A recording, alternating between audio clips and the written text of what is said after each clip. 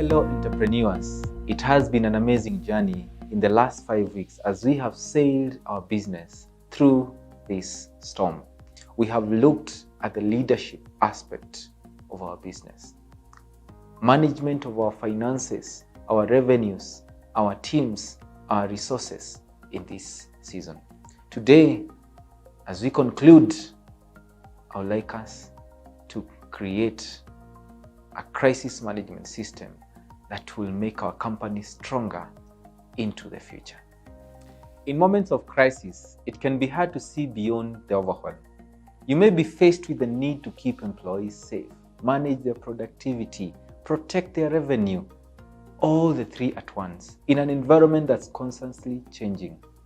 You may discover that the crisis issues point to things your business needed to address a long time ago. But even in a crisis, there is an opportunity, ladies and gentlemen. As a leader of your business, taking hold of that opportunity first falls to you. There aren't easy leadership moments, but you have both the opportunity and the responsibility to serve and guide your people. To do that, you need a system. Examples of system that I could share that will help build your business during a crisis. Let me use the example of a human. Take the human body. For one, it's an amazing example of interconnected systems that go into action when a situation calls for it. Whether it's an adrenaline rush or a rapid deployment of white blood cells, when you view your business as an interconnected web of systems, it should likewise include responses for both positive changes and negative ones. In this guide, we'll show you the 5 steps you need to create a crisis management system for your business so you can navigate the challenging times while also setting up your company to be stronger in the future. And as I start, let me just have a few definitions of our content today. Crisis. We are in a moment of crisis. And a crisis is a circumstance or an event that leads to an unstable and a difficult situation and demands a change in the current way of doing things. When we talk about trigger, triggers are specific dates, metrics, or events that set you as action points for implementing short-term strategic decisions. Actions as short-term strategic decisions you may make ahead of time but implement in the moment in response to triggers. All right, let us delve into the 5 steps of crisis management. Number 1, assess the current impact. Take a moment to baseline your business so you can see what's true about your business at this moment, or at least last week, or the last 2 weeks, or even last month, not tomorrow. Number 2, identify what your people need. Dive deep into what your employees need in an unstable moment and create a communication plan that addresses those needs. Design an honest communication strategy that not only serves your customers but gives them a sense of certainty, stability, and unity when things feel out of control. Step number 4, envision your business post the crisis. As I mentioned, the crisis is just for a moment. Describe what your business will look like once a new normal has settled in. And finally, strategize your short-term future. In this season, let's strategize on the short-term future even as we look into the long term. Make your short-term strategic decisions in the context of your long-term vision. All right, we'll get into the details of each step that I've been able to share. You don't have to have the answers to every of this, but let us work together. A crisis demands leadership, but leading doesn't require you to have all the answers or even know all the questions. What leadership asks is that you can communicate and make decisions in a way that gives your people something to stand on. Don't abandon your foundations. When you built your company, you did it with some idea of what you wanted it to be, the values, the brand that you wanted your company to represent. Tap into that idea Solid ground starts with what are your foundations. They start with those foundations that you put in place. And whatever actions you take should reflect that idea. That's the only way you can be sure that you and your company operates with integrity. Think like an entrepreneur. An entrepreneur always holds a long-term vision. As you develop a crisis management system, the big picture context has to be that this event, circumstance, or situation will pass. Unless the result of the crisis is that your product or service will never again be needed, prepare your company for when circumstances return to a new normal, then you're going to go back into your business. That way, you'll avoid making short-term, reactive, emotional decisions and instead take strategic actions that set you up for the future. Communicate, communicate, communicate. I think this we have emphasized in our journey of sailing together. Communicate, communicate, communicate. During moments of instability, it's so important that you keep communicating with your employees, your customers, your suppliers. Your thoughtfulness, the genuine voice builds stability and confidence.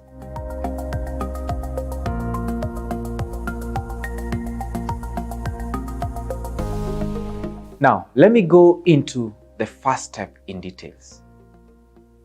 As I said, it's about assessing the current impact. In the case of a crisis, my dear friend, you need clarity and perspective before you jump into making decisions. Creating a business baseline will give you a clear picture of how your current crisis is actually impacting your business right now. Here are a few questions that will help you develop that baseline. The key is to quantify the relevant impacts. Imagine that you are looking at your company from the outside and observing what's happening.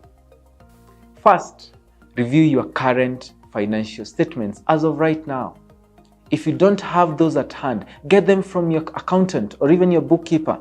How are your numbers today different from what you expected or experienced prior to the crisis? Secondly, review your products or service capabilities. In this moment, you need to assess whether you need to increase or decrease your production. By how much? What types of products and services are the most needed? Thirdly, reviewing your staff. Do you need more people or fewer people right now? What impacts has this crisis had on filling the positions you need? Fourthly, review your customers. Are you gaining or losing customers? Gaining or losing sales? What's the cause of this? On to the second step of crisis management. Identify what your people need. Every day, you ask your employees to care about your business as much as you do. And this care develops as you care for your employees. In this time of crisis, it's an opportunity for you to shine in demonstrating this care. This shows up through different actions. For example, simply ask yourself, how can I lead my people through this crisis? Give your employees a way to express their concerns, their fears, their challenges. Be sensitive as to whether they should do this in public or whether they should, do it privately, anonymously, to protect the individual concerns. Ask your people directly what they need. For example, is there anything at all you can do to support them? Recognize that people may be impacted differently by changes that are occurring, and so they may respond differently as well. Once you've thought about what your employees may need from their work and from you in this moment, both tangibly in terms of care for the family or intangibly like having a supportive work environment, develop a communication plan that addresses that. Here are some questions to get you started. How will you communicate with your team and how often? Should it be a one-to-one conversation, team meetings or emails?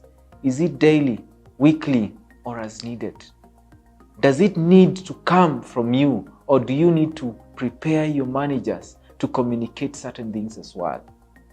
What message does your team need to hear?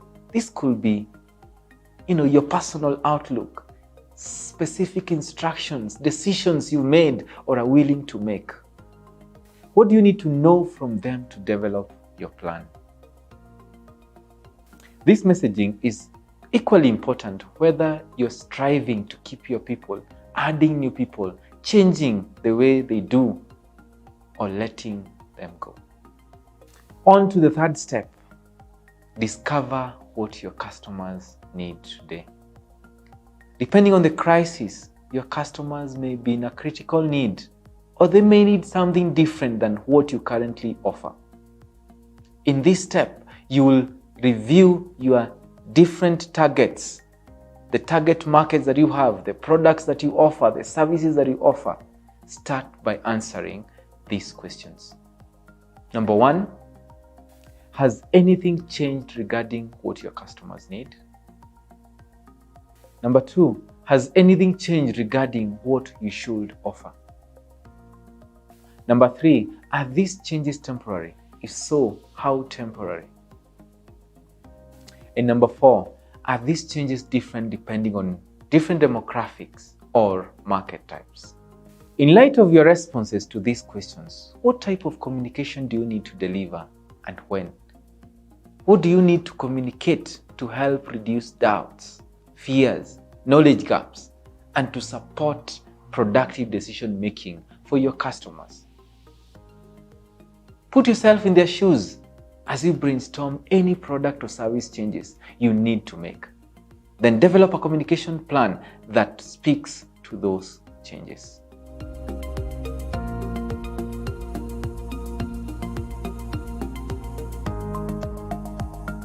Step number 4 in the crisis management is envision your business post the crisis. By our definition of a crisis, you are at a turning point. No matter which way the turning point leads, consider it an opportunity to move towards something better for you and for your company.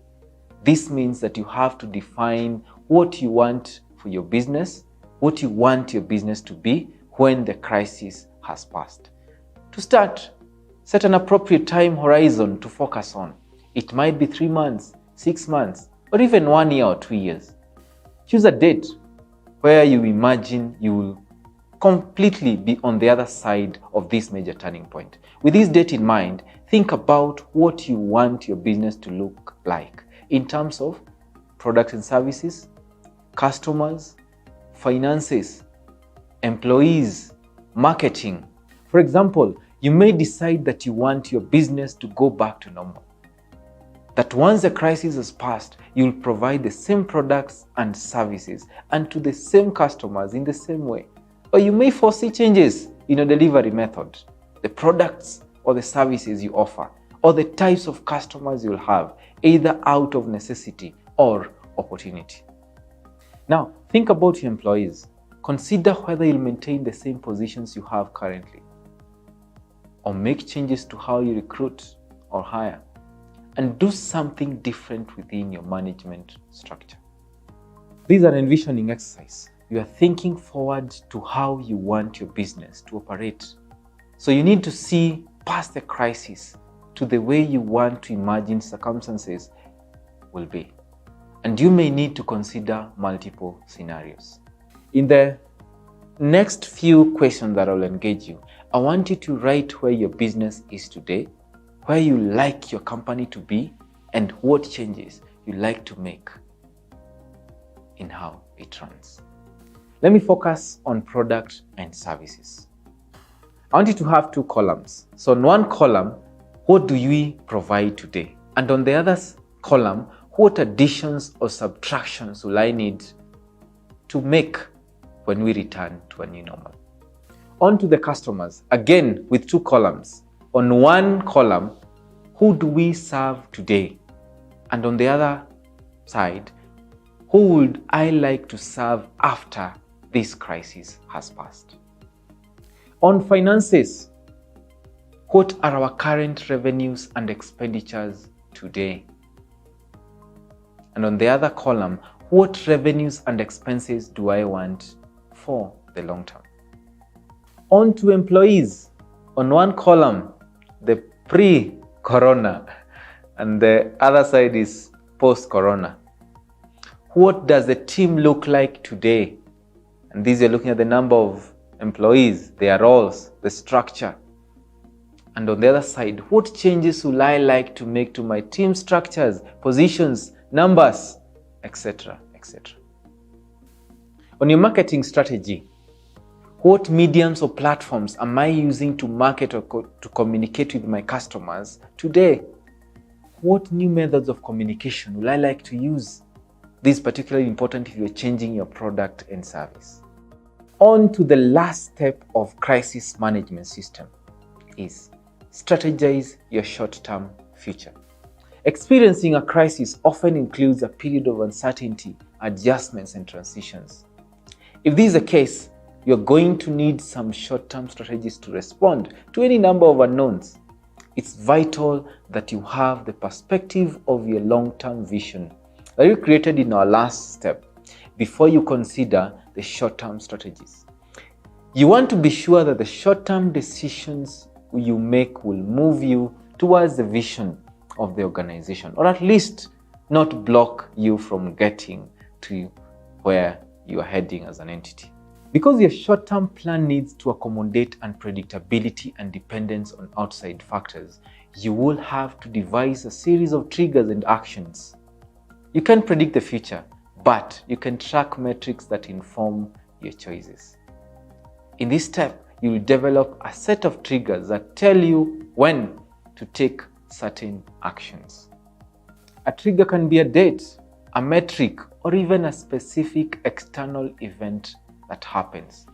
For example, if I look at the date, you can set a specific date to look at various sales or production metrics. If you're looking at the metric as a trigger, you can set a specific metric like a sales number that dictates action no matter when you hit that number. If you consider event as a metric, identify an external event that you could reasonably anticipate, such as a government regulation or a change in the current circumstance. For each trigger, plan a course of action that responds to it. This is a great time to bring in help, to brainstorm, and to get a variety of ideas out on the table. This can be with your employees or with your partners. Keep these things in mind as you work on your short-term strategy. This is a great time to bring in help, to brainstorm and get various ideas out on the table from your employees, your partners. Keep these things in mind as you work on your short-term strategy. 1. Everyone involved in the process must be clear on your future goal, the outcome you envisioned in step 4. Actions should always be in alignment with your values and the brand. Action should take you as close as possible to the outcome you want to achieve. If you do have to take some backward steps, plan them with a view towards getting back to your vision. This is a time to be conservative. The very nature of a crisis is an unknown. The purpose of this step is to help you make informed choices rather than emotional ones. The purpose of this step is to make informed choices rather than emotional ones, but keep them conservative. This is a decision-making process. The idea is to make a proactive plan in advance so you can make decisions based on metrics and not emotions. It requires you to make decisions about spending, staffing, production, and delivery based on the current and changing circumstances. So in this exercise, identify your triggers and actions you will take. I want you to have 2 columns. One column for trigger and the other column for actions. Write down the triggers as I earlier indicated. Is it dates? Is it events? Is it a government regulation? Just write them down and the action that you will take based on those triggers. Is it a metric, a sales volume, a cost that is going probably high? Please have that column of triggers and the action that you will take in that regard. Fellow entrepreneurs, those are the 5 steps to an effective crisis management system. Now let us look ahead that we can lead beyond this crisis and leading beyond our organization.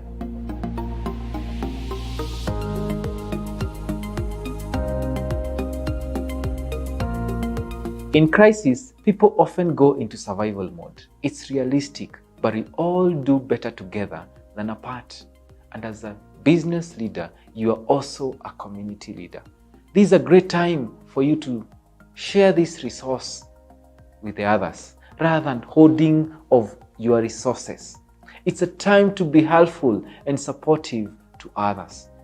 And this includes your competitors. So share these resources, share your ideas, share the resources that are within your business, your communication. This may be the first crisis you faced, but it won't be the last. How you act now matters. You have an opportunity to lift up and inspire your community. And if you feel like now is a time when you will benefit from the clarity, perspective, and the support of a coach, we are here to help. Parklands Baptist Church has structured all these materials, resources, video interviews, and even Zoom sessions, Q&A with our host that will help you structure your business for success. Log in to our platform and you can be able to explore all these resources and also connect with a coach on that platform. We look forward to walking with you through the journey as we sail our business through the storms and even beyond the storm. May the Lord bless you as we connect on our various platforms.